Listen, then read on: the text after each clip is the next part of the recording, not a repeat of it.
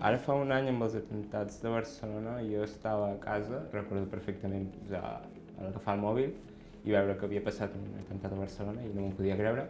I tenia por pels dos costats, no? Perquè tenia el meu germà visquent a Barcelona i va ser la primera persona amb la que vaig contactar, però més por per al sentit de que què passaria després. Soc musulmà i tenia por de què és el que em podrien fer a mi o el que podria passar als meus amics que són musulmans i com hauríem d'afrontar la situació a partir d'ara. La situació de que els musulmans haguem de sortir al carrer a demanar perdó em sap molt de greu i em fa molta ràbia.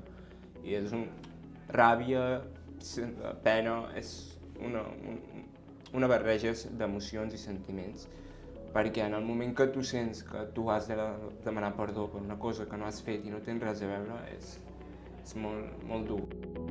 Jo a la meva vida quotidiana, les situacions incòmodes que em trobo van més enllà de ser musulmà o no, sinó el fet del negre, no?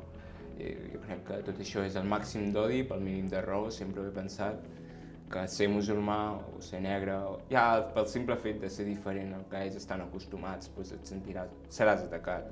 T'ho recordaran sempre com si ser diferent a ells fos una cosa dolenta.